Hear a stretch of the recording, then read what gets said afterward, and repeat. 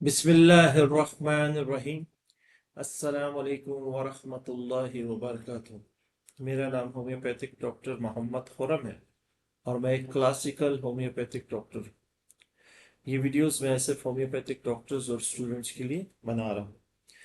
आज की वीडियो का उन्वान है destructive child behaviour case, classical homeopathic step by step आपको बयान किया जाएगा और इसमें वो असूल बयान किए जाएंगे जिसके तहत आप उस बच्चे की केस टेकिंग कैसे कर सकते हैं। और केस टेकिंग आजकल के दौर में बहुत मुश्किल हो गई है, बड़ी कॉम्प्लिकेशंस उसमें पैदा कर दी गई हैं, जिसकी वजह से हमारे डॉक्टर्स बड़े परेशान रहते हैं और वो कहते हैं कि कोई हमें ऐसा परफॉर्मा मिल जाए, कोई एक फॉर्म मिल जाए जो हम हर पेशेंट को उसी पे टिक मार करके और उसकी केस करें और उसकी मेडिसिन दे दें। ऐसे नहीं, आसान आसान है लेकिन इतना भी आसान नहीं है कि आपने टिक मार्क किया और हर बंदे की उसी तरीके से वे ऑफ जो आपके परफॉर्मेंस से आपने केस टेक किया। इंडिविजुअल केस लेना है, हर पेशेंट आपके लिए इंडिविजुअल है, मुख्तलिफ होगा, अलग होगा, डिफरेंट होगा। खैर, साथ साथ मैं चीज़ों को भी बयान करूंगा, अपने होम्योपैथी डॉक्टर्स को जो मैं समझाना चाह रहा हूँ उसको देखूंगा। तो आपने क्या करना है, जब हमारे पास पेशेंट अंदर आया तो जोर से दरवाजा उसने खोला और पेरेंट्स ने एक हाथ, एक फादर ने पकड़ा हुआ था, एक मदर ने हाथ पकड़ा था और बच्चा बड़ा जोर से अंदर आया और उसने आखिर में जोर से टांग से दरवाजा मारा और दरवाजा लग गया। तो माँ ने उसको डांटा कि दरवाजा टूट जाएगा। अब क्या हुआ इसमें, यहां से आपकी केस टेकिंग स्टार्ट हुई। अब होम्योपैथिक डॉक्टर को क्या करना है, अब आते हैं असूल की तरफ। जहां मैं असूल का नाम लूंगा उसको आपने नोट करना है और वही आपकी समझने में वो पॉइंट होगा जो मैं समझाना चाहूँ। तो पहला असूल ये होगा कि आपने अपनी सारी सेंसेस जो हैं उनको एक्टिव रखना है, पेशेंट को देखने सुनने के हिसाब से कि पेशेंट क्या कर रहा है, उसका अटेंडेंट क्या कर रहा है, उस रूम का एटमॉस्फेयर क्या हो गया। आया आपके पास, जब पेशेंट आया तो काम रहा, जंजला आ रहा है, कोई चीजें फिर रही हैं, जुड़ रही हैं, पेशेंट छेड़ रहा है, कर रहा है, वो कर रहा है, सब देखना। और आपने उनसे किसी, आपने बिठाया उनको, आपने किसी किस्म का सवाल जवाब नहीं करना। आपने अटेंडेंट की या पेशेंट की, अगर ये तो खैर 10 साल का बच्चा है, ये वर्बली बोल नहीं सकता, बोलने में इसको प्रॉब्लम है, अपनी एक्सप्रेशंस बयान नहीं कर सकता, अपनी चीजें बयान नहीं कर सकते, तो उनके दोनों पेरेंट्स ही आपको उसकी केस टेकिंग देंगे। लेकिन आपने जो ऑब्जर्वेशन है, असल ऑब्जर्वेशन है केस टेकिंग। खैर, वो बैठ गए बीच वाली चेयर में, एक बच्चा, बच्चे को बिठाया, फादर इधर बैठा, मदर इधर बैठी, तो बड़ी जोर से उन्होंने उसको पकड़ा हुआ था, और जैसे किसी आपने मुजरिम को पकड़ा होता है और वो हिलजुल नहीं रहा होता, दोनों तरफ पुलिस वाले बैठे होते। तो आपने क्या करना है, एकदम से सिर्फ सुनना। उसकी माँ कहेगी जी ये बहुत बच्चा जो है इसको बिहेवियर प्रॉब्लम है, ये एडीएचडी का बच्चा है, ये किसी की बात नहीं सुनता है, ये ऐसे करता है, ये ऐसे करता है, ये ऐसे करता है। ये सब बातें आपने सिर्फ अपने जहन में कान से निकालते जाना है, निकालते जाना है। जहां आपको जो बात चाहिए होगी उसको आपने लिख लेना और ना उनको रोकना है, उनको बोलते हुए रोकना नहीं है, वो बयान करने दे, वो जो बात करनी है करते रहे। तो आप थोड़ी देर देखेंगे कि वो बच्चा उस तरफ इशारा करेगा कि मुझे वो टॉय चाहिए। आपके क्लिनिक में जब बच्चों की केस टेकिंग करते हैं तो आपकी क्लिनिक में टॉयज होने चाहिए। उससे आप ये ऑब्जर्व कर सकते हैं कि बच्चा किस बिहेवियर का है। गन्स छोटी सी होनी चाहिए जो प्लास्टिक की होती हैं, गाड़ियां होनी चाहिए प्लास्टिक की होती हैं, शीशे की कोई ऐसी चीज नहीं होनी चाहिए कि जो टूट जाए या किसी को नुकसान पहुंचा सके। रबर्स के खिलौने होने चाहिए। इसी तरह मुख्तलिफ आपके टॉयज होने चाहिए, जो बच्चे आए और वो टॉयज कौन से उठाते हैं वो आपको ऑब्जर्व करना। तो आप उनके पेरेंट्स से कहेंगे क्या कह रहा है खिलौने में, जाने दे, बोले नहीं डॉक्टर साहब आपकी वहाँ चीजें पड़ी हैं, आपके वो खिलौने हैं ये तोड़ देगा, आप बोलेंगे, आप आगे से कहेंगे कोई बात नहीं, ये इन्हीं के लिए रखे हैं, टूट जाएं टूटते हैं। अब इस पे ऑब्जर्वेशन में जो पॉइंट्स आ रहे हैं वो मैं नोट कर रहा हूँ, वो मैं आपको बयान करूंगा कि वो मैंने पॉइंट्स क्या नोट किए जब हम थोड़ा सा आगे जाएंगे। वो बच्चा जाएगा, सबसे पहले उठाएगा, गन उठाएगा, जू जू जू जू जू, माँ की तरफ इशारा करेगा मारने के लिए, फिर गन को उधर रख देगा, फिर गाड़ी उठाएगा, थोड़ी देर देखेगा, उसका टायर वायर इधर उधर करेगा, फिर उधर कर देगा, फिर उसको खोलने की कोशिश करेगा, एक आधा दरवाजा उसका बराबर कर देगा, तोड़ेगा। तो वो कहेगा देखा डॉक्टर साहब इसे तोड़ दिए, तो अभी तो इस गाड़ी के पैसे हमें देने पड़ेंगे। मैं कहूँगा कोई मसला नहीं, कोई पैसे नहीं, अब छोड़ दें इसको, मुझे इसकी केस टेकिंग करने थे। तो वो उसकी मदर कहेगी डॉक्टर साहब हम इसलिए इसको पब्लिक प्लेसेस पे किसी जगह पे लेके नहीं जाते कि ये जो है ना चीज़ें तोड़ देता है और चीज़ों को बिखार देता है, ठीक है ना। तो माँ थोड़ी देर के बाद उठेगी और आखिर बर्दाश्त माँ की नहीं होगी या बाप की बर्दाश्त नहीं होगी कि तो चीज़ों को बहुत छेड़ रहा है, तो वो उसको पकड़ के जब खींचेंगे तो गुस्से से तो वो आगे से वो चीज़ उसके हाथ में जो होगी वो फेंक देगा, चाहे वो जितनी भी कीमती हो।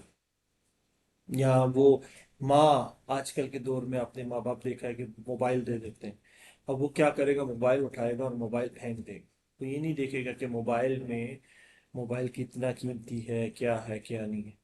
तो वो आगे से उसकी जो मदर है वो कहेगी डॉक्टर साहब हम अक्सर और बेशतर कई लोगों को हमें प्राइस देनी पड़ जाती है, उनकी जो चीज़ें टूटती हैं तो हमें तो देनी पड़ेगी, लोग तो नहीं छोड़ते हैं, जब आप जाएंगे किसी का शीशा तोड़ देंगे, किसी की गाड़ी की कोई चीज़ तोड़ देंगे या कोई खिलौना तोड़ देंगे, उसकी तो हमें प्राइस देनी पड़ेगी। तो ये ऑब्जर्व करना है। उसके बाद क्या होगा, बच्चा रोएगा, शोर शराबा करेगा और उसको आप जबरदस्ती ये लोग चेयर पे बैठाएंगे, तो मैं कहूँगा आराम से छोड़ दें, कुछ नहीं होता, कुछ भी नहीं होता, रिलैक्स रहने दें। और उसके बाद थोड़ी देर में क्या होगा, दरवाजा खटकेगा और आपका जो काम करने वाला बंदा है ऑफिस में, क्लिनिक में, वो चाय लेके आए। वो जैसे चाय लेके आएगा तो वो रखेगा, तो वो बच्चा उसके साथ फौरन से हाथ मिलाएगा, उसको हेलो करेगा, स्माइल देने लग जाएगा। और उसके बाद वो उसको बोलेगा, वो भी आगे स्माइल देगा और मामा को, अपनी माँ या बाप को कहेगा, खुश हो जाएगा एकदम से। और वो जब जाने लगेगा तो उसको कहेगा टाटा, टाटा टाटा। और जब वो गुस्सा कर रहा होगा और जब उसको उसकी माँ रोक रही होगी तो वो आगे से कहेगा नो, नहीं, नो, नहीं, नो, नहीं। वो उस वक्त तक नो और नहीं कहता रहेगा जब तक उसकी बात बुरी नहीं हो। ठीक है जी। ये थी एक केस टेकिंग। अब बताएं इसमें 5 मिनट 10 मिनट लगे होंगे ज्यादा ज्यादा। अब आप इस बच्चे को जो बोल नहीं सकता, जो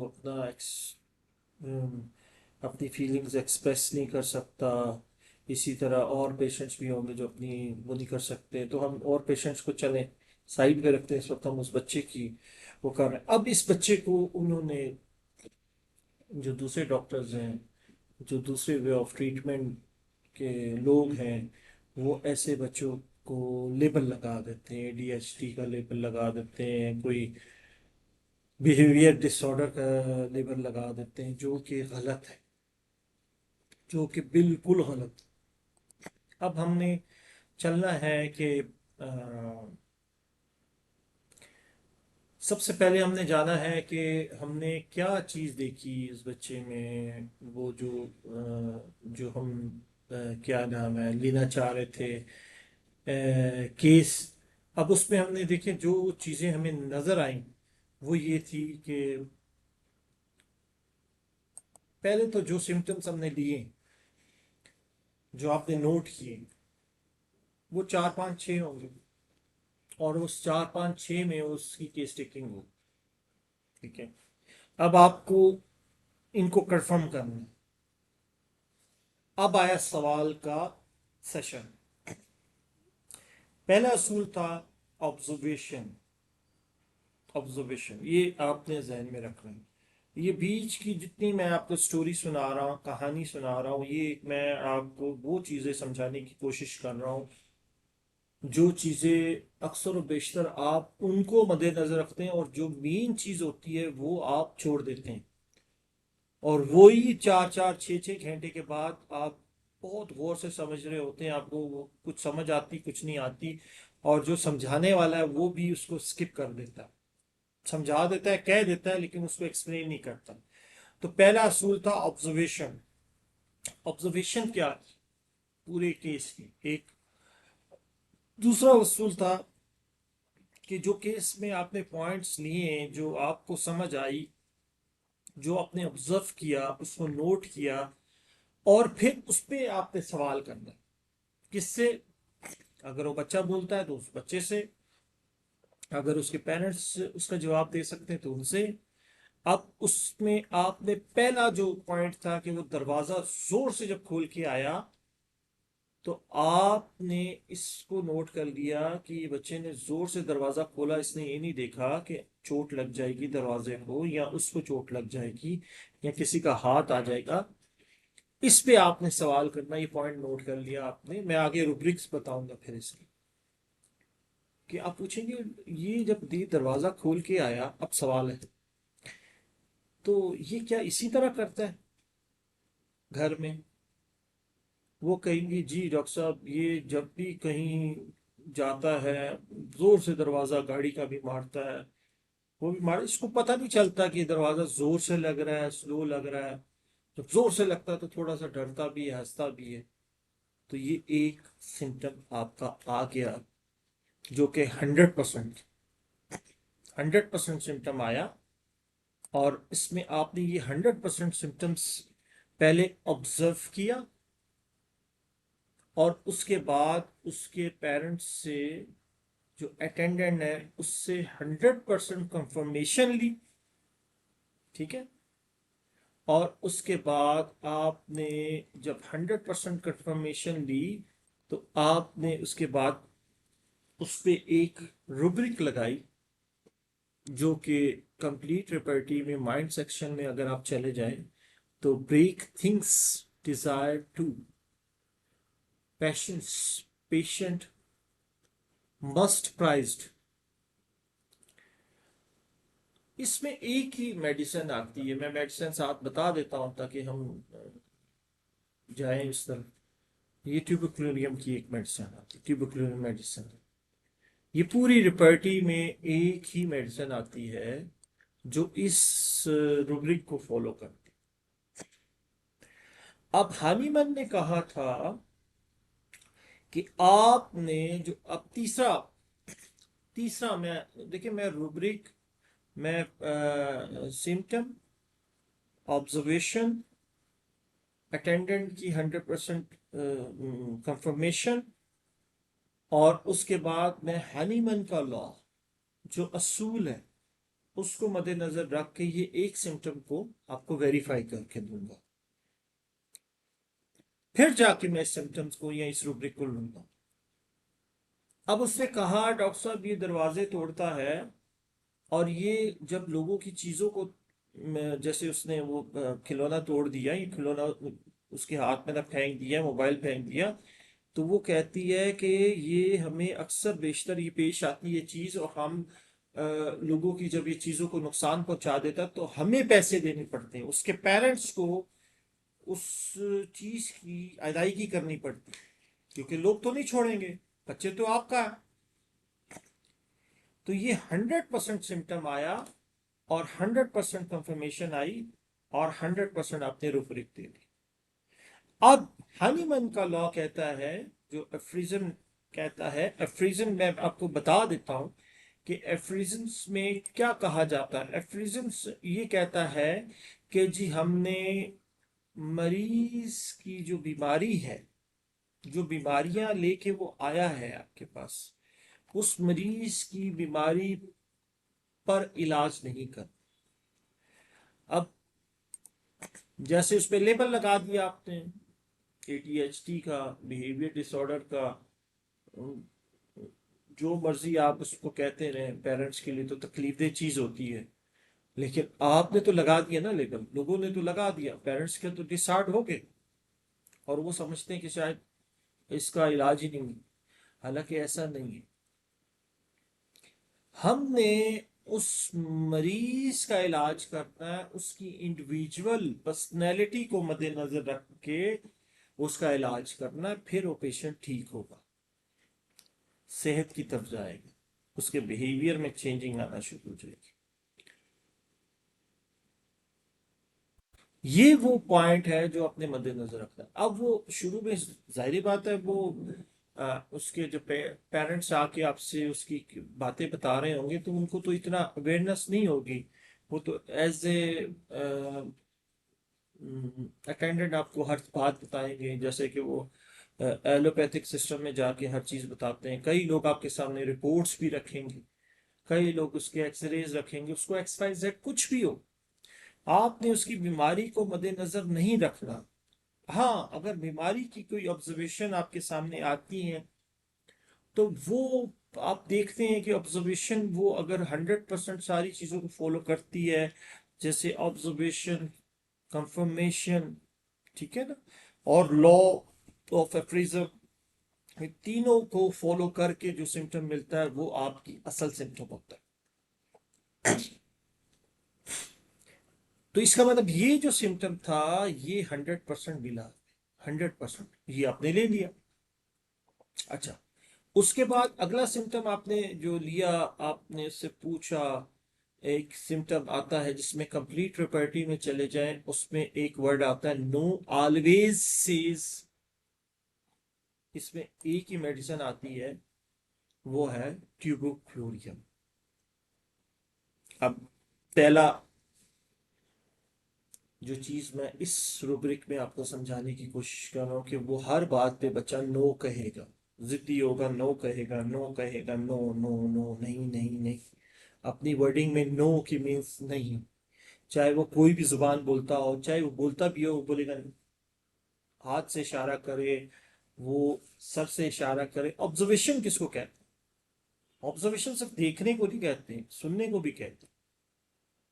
अगर वो नहीं बोल सकता तो सर से कहेगा, सर हिला के कहेगा नहीं, तो ये ऑब्जर्वेशन है। आप देख लेंगे कि भाई बच्चा सर हिला रहा है, तो ये बहुत गौर से आपने सुनना है, देखना है।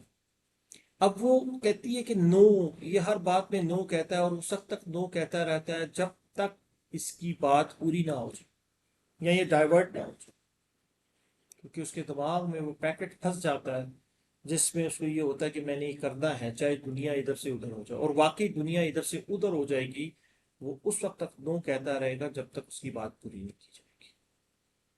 तो ये पहला पॉइंट मैंने आपको समझाया कि आपने कोई भी सिम्टम लेना है, उसमें आपने ये चीज देखनी है कि आपका वो सिम्टम 100%, फिर आपकी ऑब्जर्वेशन 100%, फिर आपकी कंफर्मेशन 100%, फिर जाके आपकी जो रूब्रिक है वो भी 100%। वो आप उस मेडिसिन में कोशिश करें कि आपके पास इतना नॉलेज हो, डॉक्टर का नॉलेज इतना होना चाहिए कि उसको उस मेडिसिन पे इतना अबूर हासिल होना चाहिए कि वो उसके PQRS सिम्टम्स ले, करेक्टरिस्टिक सिम्टम्स ले, वो सिम्टम्स ले जो अनकॉमन हो, और ऐसे सिम्टम्स हो जो उस इंडिविजुअल उस बंदे में नजर आ रहे हैं, और आपकी जो मेडिसिन है उसमें भी वही है। फिर जाके वो सिंगल उसकी मेडिसिन बनेगी, वो एक्यूरेट उसकी कॉन्स्टिट्यूशनल मेडिसिन बनेगी। अच्छा, ये दूसरी रूब्रिक ले ली। अब ये रूब्रिक्स कहाँ से दी जा रही हैं? ये उस एटमॉस्फेयर में जो हुआ वहां से कलेक्ट की जा रही है और अपनी रिपर्टी में इसको फाइंड आउट किया जा रहा है। अच्छा, इसको इसमें ये था कि एक रूब्रिक है कंप्लीट लिबर्टी में, आप चल जाए माइंड सेक्शन में जाएंगे तो control lose of parents with, ये एक ही मेडिसिन आती है, वो है टुबिप्लिन। और उसमें देखिए ना, कंट्रोल लूज करता है वो बच्चा जब माँ उससे कोई चीज लेती है तो गुस्से में आता है और उसको फेंक देता है, और उसके बाद वो क्या करता है, माँ को हिट करता है, बाप को हिट करता है। उसके उसको उस टाइम पे उसको नहीं समझ आ रही होती कि मेरे सामने मेरे माँ बाप हैं। अब दुनिया में आप देखेंगे कि सबसे कीमती जो असासा है, जो इंसान है, वो माँ बाप होते हैं, और बच्चे जो होते हैं सबसे ज्यादा प्यार अपने माँ बाप से करते हैं। लेकिन इस बच्चे के अंदर ऐसा ऐसे उसके जहन में, उसके दिमाग में चेंजिंग आ रही होती है, कुछ उसकी भी मसले मसाइल चल रहे होते हैं, उसका गुस्सा इतना एंगर होता है कि वो नहीं देखता कि आगे कौन खड़ा है, उसको कंट्रोल नहीं रहता। और वो कंट्रोल नहीं रहने के बावजूद, नहीं रहने की वजह से वो अपने पेरेंट्स को भी हिट कर देता है, नुकसान दे देता है। देखा होगा कि मैंने बयान किया कि उसने बाप को भी हिट किया, माँ को भी हिट किया, और वो एम्बैरेसिंग फील होती है उन पेरेंट्स के लिए, लेकिन हमें पता होता है कि ये बच्चे का बिहेवियर है, इसके कंट्रोल में नहीं। तो ये एक रूब्रिक लगाई। फिर आप सवाल पूछते हैं, अब आप सवाल इस पे पूछते हैं ये रूब्रिक लगाने से पहले कि भाई ये क्या इसी तरह करता है? तो वो आगे से उसकी माँ है या बाप है, कई लोग तो रो के बता देंगे, कई लोगों की आंखों में आंसू आ जाएंगे, वो भी एक पर्सनैलिटीज होती हैं कि डॉक्टर साहब जब हम इसको रोकते हैं, मना करते हैं, और ये बहुत ज़्यादा गुस्से में आ जाता है, हम एक आदि लगा देते हैं या इसको जोर से पकड़ लेते हैं, तो ये आगे से हमें हिट करता है, मारता है। ये सोचता नहीं है कि मैं इसकी माँ हूँ, मैं इसका कितना ख्याल करती हूँ, इसको खिलाती हूँ, पिलाती हूँ, सब कुछ करती हूँ। बाप भी यही कहता है, लेकिन क्या करें, हम माँ बाप हैं, हम बर्दाश्त कर जाते हैं। लेकिन क्या होगा, दूसरों के सामने ये करेगा तो दूसरे क्या सोचेंगे कि ये माँ बाप को ये खुद बता रहे होते हैं, खुद केस बता रहा होता है कि भाई मैं ये हूँ। इंडिविजुअल पर्सनैलिटी आपके सामने खुद आ रही होती है। अब आपके पास हजारों बच्चे आएंगे, हजारों बीमारियां लेके आएंगे, हजारों उनके बिहेवियर चेंजिंग्स होंगे, किसी को क्या कि क्या करता होगा, कोई हंसता होगा, कोई रोता होगा, कोई क्या करता होगा। तो आपने हर बच्चे को, हर पेशेंट को इंडिविजुअल लेना है, कोई फॉर्म नहीं होगा, कोई आपके पास कोई ऐसा फॉर्म बना के नहीं दे दिया जा सकता जिसपे आप उसको खाली टिक मार करें और नीचे मेडिसिन निकल के आ जाए। इसके लिए आपको पढ़ना है, आपको उन असूलों को समझना है, और उन असूलों पे आपको अबूर हासिल होना चाहिए। फिर जाके आप सही केस टेकिंग कर सकते हैं, सही ऑब्जर्वेशन पेशेंट की ले सकते हैं, कंफर्मेशन ले सकते हैं, और सही रूब्रिक्स निकाल सकते हैं। और आप देखेंगे 4 5 6 रूब्रिक्स में पूरा केस आ जाएगा। ये 4 5 6 रूब्रिक्स की कहानी है जो मैं आपको बयान कर रहा हूँ। अच्छा, उससे आगे हम चलते हैं, उस अगली रूब्रिक की तरफ चलते हैं। वो कहता है डॉक्टर साहब ये इसको ना ट्रैवल डिजायर है, ये बहुत ज्यादा सफर कर कोशिश करता है, क्योंकि वो बच्चा जब खिलौनों से उसका दिल भर जाएगा तो माँ को कहेगा चले बाहर, चले बाहर, चले बाहर, चले बाहर।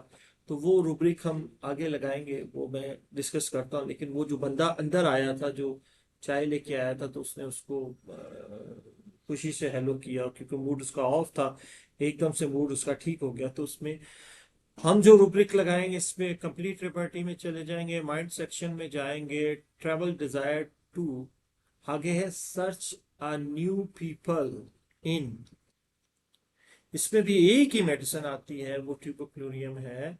और इसमें आपने ये फिर कंफर्म करना है इस रूब्रिक को लगाने से पहले उनके पेरेंट्स से कि भाई ये क्या था, ये तो अभी इसका मूड गुस्से वाला था, और वो जैसे बंदा आया उसको उसने स्माइल दी और हेलो हाय किया। बोला डॉक्टर साहब इसको घूमने का बहुत शौक है, इतना ज्यादा शौक है कि रात 2 बजे भी कहेगा कि मैंने जाना है बाहर, सुबह उठेगा मैंने जाना है बाहर, मैं नींद में भी कहेगा मैंने जाना है बाहर। सुबह उठ के इसकी पहली बात ये होगी कि मुझे ट्रैवल करना।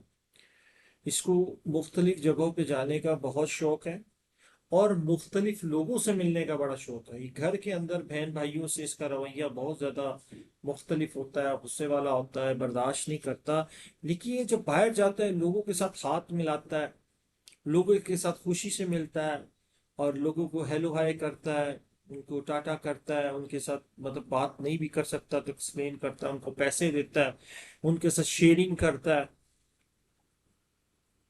तो ये एक सिम्टम मिला आपको 100% कंफर्म में। ऑब्जर्वेशन आपने देखी कि वो ऐसे हुआ, ऑब्जर्वेशन आपने देख लिया कि उसने नए बंदा जो आया है उस कमरे में, उसके साथ उसका बिहेवियर फौरन से चेंज हो गया। तीसरा, उसके माँ ने कहा कि ये ट्रैवल बहुत शो करता है, इसको ट्रैवल बहुत है, और ये जो है ना ट्रैवलिंग का बड़ा इसको वो है। तो आपने ये फिर रूब्रिक इसमें ऐड कर दी। ठीक है जी।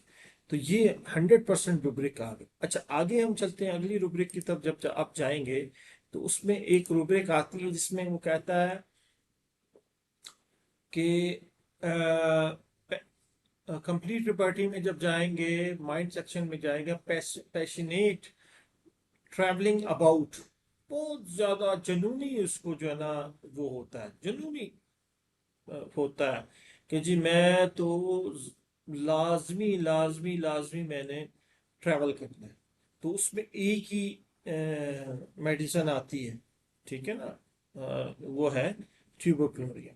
अच्छा, एक जो सिम्टम था जो अभी हमने डिस्कस किया कि वो नया बंदा आया और उसमें सिलसिला था, और उसी को रिलेट रख के बच्चे ने जब एक खिलौना दूसरा खिलौना लिया और थोड़ी देर के बाद माँ को कहा मैंने जाना है, तो इस पे आपने उनसे सवाल किया कि इसका क्या मूड चेंज होता रहता है? कहा हाँ जी डॉक्टर साहब, ये जब गाड़ी में बैठता है जाता है तो एक प्लेस पे नहीं रुकता है, कहता चलते जाओ, फिर दूसरे प्लेस पे, तीसरे प्लेस पे, थोड़ी देर के बाद फिर इसका दिल भर जाता है। इसी तरह चीजों से इसका दिल भर जाता है, लोगों से इसका दिल भर जाता है। ठीक है जी। अच्छा, इसमें हम एक रूब्रिक लगाएंगे, कंप्लीट रिपर्टरी में जाएंगे, माइंड सेक्शन में जाएंगे, मूड चेंजेबल, वेरिएबल, अनप्रिडिक्टेबल, ये एक वर्ड है कि अनप्रिडिक्टेबल, वो जो कि आप प्रिडिक्ट ही नहीं कर पाए। ठीक है। और उसमें एक ही मेडिसिन आती है जिसका नाम है ट्यूबरक्लोरिया। आप देखिए अनप्रिडिक्टेबल, इसमें ये वर्ड ऐसे आया कि ये बंदा थोड़ी देर में गुस्से में आता है, थोड़ी देर में हंसने लग जाता है। प्रिडिक्ट नहीं किया जा सकता कि ये थोड़ी देर में, क्योंकि उसके दिमाग में इतनी स्पीड से मेमोरी चल रही होती है, इतनी स्पीड से उसको समझ ही नहीं आ रही होती है कि उसने करना क्या है, तो उसका मूड चेंज होता रहता है। तो ऐसे बच्चों को फिर हम बताएंगे कि आपने उसको मेडिसिन के बाद एडवाइस क्या देंगे उनके पेरेंट्स को, वो भी मैं आपको आगे जाके समझाऊंगा। अच्छा, ये होगी क्या नाम है, एक वो। अच्छा, इसमें एक सिम्टम और था जिसमें वो शुरू में बच्चा इरिटेबल था, चेयर पे आके बैठ के इरिटेबल था, और वो जिद था, ऑब्स्टिनेट था। इसमें आप स्पेशल प्रॉपर्टी में चले जाएंगे, माइंड सेक्शन में जाएंगे, तो चिल्ड्रन टू इरिटेबल एंड ऑब्सिडेट था, और इसमें एक ही मेडिसिन आती है ट्यूबरक्लोरियम। देखिए जी, ये आपको मैंने पूरी एक केस टेकिंग समझा दी। 10, 5, 6, 7, 8 जो भी रूब्रिक्स थी वो हमने ले ली। आप और भी ले सकते हैं बहुत सारी, लेकिन असूल ये होता है कि स्टेकिंग का कि जहां आपको 100% सिम्टम्स मिल जाए, और आप को जहां अगले सिम्टम्स 90% या 80% मिल रहे हो, तो आप उसको छोड़ दें। जहां आपको 100% 4, 5, 6 सिम्टम्स ऐसे मिलते हैं जो उस पूरे केस को समझने में आसानी पैदा करते हैं, तो आपको जरूरत नहीं है 20, 20, 50, 50, 100, सिम्टम्स लेने की, क्योंकि वो जब आप लेंगे तो आप कंफ्यूजन में जाना शुरू हो जाएंगे, तो वो 100% नहीं रहेंगे। तो ये मैंने कुछ असूल आपको बयान किए। हानीमैन का लॉ बयान किया कि हानीमैन कहता है कि आपने मरीज का इलाज करना है, इंडिविजुअल मरीज का इलाज करना है, उसकी इंडिविजुअल पर्सनैलिटी का इलाज करना है, उस पर जो लेबल लगा है उसका इलाज नहीं करना, वो जो बीमारी लेके आया उसका इलाज नहीं करना। अब देखें, ये जो बच्चा आया होगा, इसको उसकी माँ हजारों बीमारियां बयान कर रही होगी कि इसको नजला भी होता है, जुकाम भी होता है, सर्दी भी लगती है, खांसी भी लगती है, इसको ऐसे होता है, ऐसे होता है, ऐसे होता है। ये सब आपके लिए वो मेमोरी है या वो चीजें हैं जिसको आपने नहीं लेना। ठीक है। अब आते हैं मेन पॉइंट्स की तरफ। वो है कि केस टेकिंग में सबसे मेन पॉइंट नोट करें अपनी टेबल पे, अपने क्लिनिक में लगा के, बड़ा बड़ा लिख के चार्ट में रखें कि केस टेकिंग में हमने किन पॉइंट्स को मिस नहीं करना। अगर आप इन पॉइंट्स पे आहिस्ता आहिस्ता आहिस्ता आहिस्ता इन पॉइंट्स को समझेंगे और पॉलिश करेंगे और पॉलिश करेंगे, तो आपके लिए केस टेकिंग बहुत आसान हो जाएगी। आप किसी भी डॉक्टर के पास जाके उसकी मिन्नत नहीं करेंगे कि जी मुझे केस टेकिंग का कोई फार्मूला बताएं। हनीमैन ने बता दिया हो, ठीक है। और केस टेकिंग इंडिविजुअलिज्म पे होती है, इंडिविजुअल पर्सनैलिटी पे होती है, ये बात याद रखें। ऑब्जर्वेशन, कंफर्मेशन, 100% सिम्टम्स, ठीक है, और 100% रूब्रिक। ये इन चीजों को आपने, चार चीजों को, पांच चीजों को अपने जहन में रखना, लिख लें। मैं एक दफा फिर बयान कर देता हूं। ऑब्जर्वेशन, ऑब्जर्वेशन, कीन ऑब्जर्वेशन, कीन ऑब्जर्वेशन, इतनी कीन ऑब्जर्वेशन कि आपकी जो तवज्जो है उस बच्चे से, उस पेशेंट से ना हटे। ऐसे ना हो कि आप मोबाइल पे देख रहे हैं, आप लिख रहे हैं, और टीवी देख रहे हैं और उसको देख रहे हैं, नहीं। फिर आप कभी भी एक अच्छे होम्योपैथिक डॉक्टर नहीं बन सकते जब तक आप 100% ऑब्जर्व नहीं। मैंने कहा ना, ऑब्जर्वेशन, इट्स मीन्स 100%। आपकी एज ए डॉक्टर आपकी ड्यूटी है कि आप 100% उस पेशेंट को, उसके अटेंडेंट को, उस माहौल को ऑब्जर्व करें। और फिर सेकंड पॉइंट है कंफर्मेशन। 100% उस पेशेंट भी देख रहे हैं, उसके अटेंडेंट से उसके बारे में पूछ रहे हैं, और वो खुद 100% उस बात को बता रहा है। फिर आपने उस पॉइंट को लेके नोट कर। तीसरा, आपको 100% वो रूब्रिक पता होनी चाहिए जो उसी उसी मेडिसिन में है। अब ये एक बारीक पॉइंट है, एक बारीक पॉइंट मैं आपको समझा रहा हूं, बहुत बारीक पॉइंट। ये अगर एक बारीक पॉइंट आपको समझ आ गया तो वो कंफ्यूजन दूर हो जाएगी कि जी हम मेडिसिन को किस तरीके से देखें। मेडिसिन में तो हजारों सिम्टम्स होते हैं, माइंड के भी हजारों सिम्टम्स होते हैं, फिजिकल जर्नल्स के भी हजारों सिम्टम्स होते हैं। हम कैसे जज करें कि जी ये इस मेडिसिन से इस पेशेंट के ताल्लुक है? ऐसे आपने उस मेडिसिन का PQRS सिम्टम, रियल सिम्टम, जो अनकॉमन सिम्टम है, जो करेक्टरिस्टिक सिम्टम है, जो है ही उस मेडिसिन का, जो है ही उस मेडिसिन का, वो सिम्टम अगर आपको उस पेशेंट का नहीं मिलता तो आप उस मेडिसिन को देंगे तो वो कुछ भी नहीं करेगी, उल्टा एग्रेवेशन पैदा करेगी, उसका नुकसान देगी, या कुछ भी नहीं करेगी। तो ये लाजमी आपने उसको समझना है।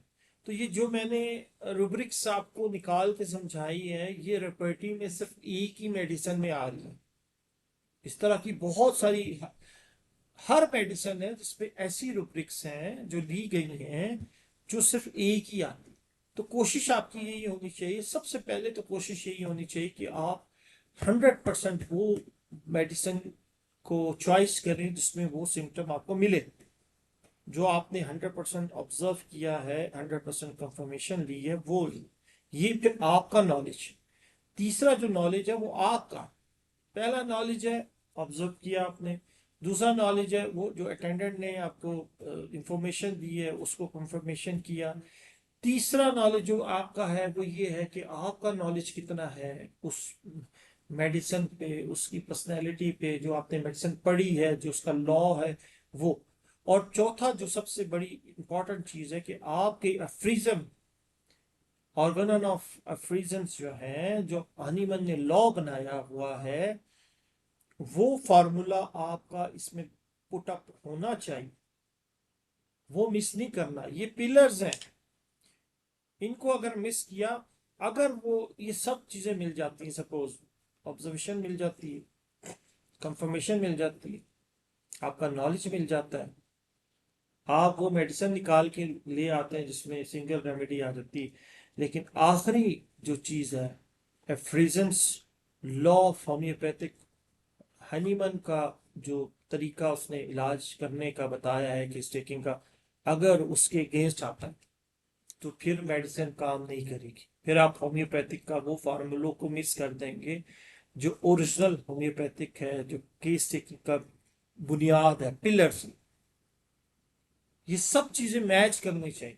जब ये सब चीजें मैच करेंगी तो फिर जाके आपकी सही कॉन्स्टिट्यूशनल रेमेडी निकलेगी।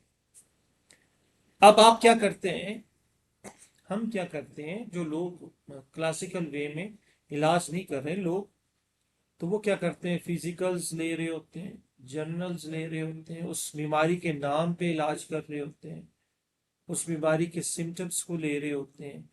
अब देखें, अगर इसमें आपको फिजिकल कोई ऐसा मिलता है, कोई जर्नल ऐसा मिलता है जो आपकी उस मेडिसिन में, ये पॉइंट और मैं समझा दूं, मेरे जहन से निकल जाएगा, कि अगर वो बीमारी की PQRS सिम्टम्स में मौजूद है, वो बीमारी बयान कर रहा है लेकिन वो सिम्टम आपको मिला, और आपकी रेपर्टी में, रूब्रिक में, मेडिसिन में वो मौजूद है, और उसके जर्नल में मौजूद है, उसके फिजिकल में मौजूद है, और हानीमन का लॉ भी उसको फॉलो कर रहा है, तो फिर आप उस जर्नल और फिजिकल की बेस पे केस टेकिंग भी कर सकते हैं। माइंड नहीं, आपको सिम्टम 100% मिलना चाहिए, लेकिन वो बीमारी के नाम पे नहीं मिलना चाहिए। ये बात याद रखें। मिसाल मैं दे देता हूँ, एक पेशेंट है, उसको पेट में दर्द होती है, शदीद किस्म की दर्द होती है, और वो दर्द होने की एक टाइमिंग है, दर्द तो है और वो टाइमिंग है, मिसाल 4 से लेके 8 बजे के बीच में वो दर्द रहती है, उसके बाद गायब हो जाती है दर्द, फिर अगले दिन इसी तरह होती है। अब वो दर्द को फॉलो करना है, उसकी जो प्रॉब्लम है उसको फॉलो करना है। एग्रीवेशन टाइम अगर किसी मेडिसिन में आपको मिलता है, वो लाइकोपोडियम है, और भी ऐसी मेडिसिन है जिसमें ये टाइमिंग होती है, इसमें एग्रीवेशन बढ़ जाती है, उसकी तकलीफ बढ़ जाती है, और भी बहुत सारी टाइमिंग है, उसको मद्देनजर रख के आपने करना है, लेकिन वो ऑब्जर्व करना है। आपको 100% वो सिम्टम मिलेगा तो वो आपकी केस टेकिंग का एक हिस्सा बनेगा, वो केस टेकिंग नहीं है। एक सिम्टम पे कभी भी आप बंदे की केस टेकिंग नहीं ना कर सकते हैं, ना एक सिम्टम पे उसका इलाज कर सकते हैं। तो आपने कंफर्मेशन सिम्टम्स लेके फिर जाके चीजें करनी। तो मेरे ख्याल से ये बहुत आसान जुबान में मैंने समझा दिया और थोड़ा सा डिफरेंट करके बताया, ताकि लोगों को, होम्योपैथिक डॉक्टर्स को ये चीज़ें क्लियर हो जाए। ये फार्मूले आपने नोट करने हैं, ये मैं आपको बता दूं, ऑब्जर्वेशन, कीन ऑब्जर्वेशन, दूसरा पॉइंट है कंफर्मेशन, ठीक है, 100% कंफर्मेशन, तीसरा पॉइंट है हानीमन लॉ, कॉन्स्टिट्यूशनल लॉ, एफ्रिजन्स। हानीमन ने जो तरीका बताया है कि स्टेकिंग का, वो इसमें लाजमी होना चाहिए, उसके साथ हमारा क्रैश नहीं होना चाहिए। चौथा जो पॉइंट है मेन, वो ये है कि आप जो मेडिसिन लेते हैं, वो आपकी मेडिसिन जो डिसाइड करते हैं, वो 100%, उसमें 99% नहीं, 100%। और वो नॉलेज है जो हमारा होम्योपैथिक डॉक्टर हासिल कर लेता है, कभी कभी ले लेता है, हासिल कर लेता है, लेकिन वो पहले नॉलेजेस को छोड़ देता है। जब तक ये पिलर्स, 4 पिलर्स को आप नहीं इकट्ठा करेंगे, आप केस टेकिंग नहीं कर सकते। मैंने इसको समझा दिया है। इसमें अगर किसी डॉक्टर को कोई प्रॉब्लम होगी तो मेरा नंबर है 0322900930। मुझसे पूरी डिटेल से बात करें, मैं इसकी पूरी आपको रेफरेंसेस दूंगा।